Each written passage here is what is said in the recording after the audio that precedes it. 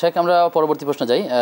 পরবর্তী প্রশ্ন হচ্ছে যে সফরে 2 ওয়াক্তের নামাজ একত্রে পড়া যাওয়ার বিধানটা কি, আসলে যাবে কিনা, গেলে কিভাবে সেটা? জি, শুকরান। কুরআনুল কারীমের মধ্যে আল্লাহ রাব্বুল আলামিন নামাজের ওয়াক্তের বিষয়ে একটা সুস্পষ্ট রায় দিয়েছেন। আল্লাহ তাআলা বলছেন, আউযু বিল্লাহি মিনাশ শাইতানির রাজিম, ইন্নাস সালাতা কানাত আলাল মুমিনিনা কিতাবাম মাওকুতা। নিশ্চয়ই নামাজসমূহের জন্য রয়েছে একটা নির্ধারিত ওয়াক্ত, নির্দিষ্ট ওয়াক্ত, এবং সে ওয়াক্ত সম্পর্কে আমরা জানি এবং সবাই আমরা আমলও করি। এখন কথা হচ্ছে, সফরে যে গেলে সেখানে তার জন্য এই ওয়াক্তগুলো আসলে 5 ওয়াক্ত নামাজের 5টা নির্ধারিত সীমারেখা নামাজের ওয়াক্তের, এটা বহাল থাকবে কিনা?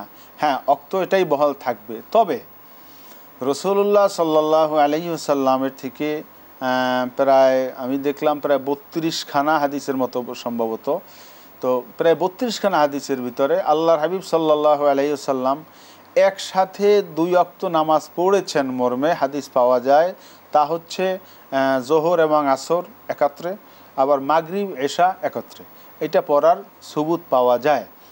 তবে ওলামায়ে মুহাক্কিকিন যদিও এটার ব্যাখ্যা এভাবে করেছেন যে এখানে জমাটা হচ্ছে জমায়ে সুরি, আর একটা হচ্ছে জমে হাকিকি। আপনি যদি সুরি এবং হাকিকির কথা বলেন, আসলে এটা সাধারণ সবার জন্য বোঝার ক্ষেত্রে যদি বাংলায় বলেন। জি, সেটা হচ্ছে জমে সুরি এবং জমে হাকিকি হচ্ছে এক ওয়াক্ত, ঠিক যে নির্দিষ্ট লিমিটেড যে ওয়াক্তটা আছে, এই ওয়াক্তের মধ্যে, অর্থাৎ আসরের নামাজের বা জোহরের নামাজের ওয়াক্তের মধ্যেই আসরও আদায় করে নেয়া। আবার এটা হাকিকি জমা, অর্থাৎ 2 ওয়াক্ত নামাজকে জমা করা, একত্র করা ঠিক এক ওয়াক্তের মধ্যেই নিশ্চিতভাবে। এমনিভাবে মাগরিবের সময় এশা, মাগরিব এবং এশা, কিংবা এশার সময় মাগরিব এবং এশা, এটাকে একত্রে পড়া, এটা হচ্ছে জমে হাকিকি। আর জমে সুরি হচ্ছে, এবং এটাই ওলামায়ে কেরামদের অধিকাংশের রায়, যে জমে সুরি এটা করা যাবে, আর একান্ত বিশেষ ওজর ছাড়া জমে হাকিকি করা যাবে না।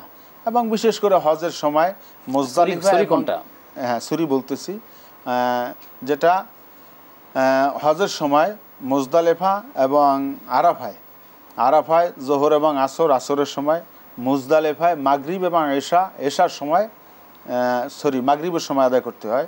একটা জমে তাকদিম, একটা জমে তাখির।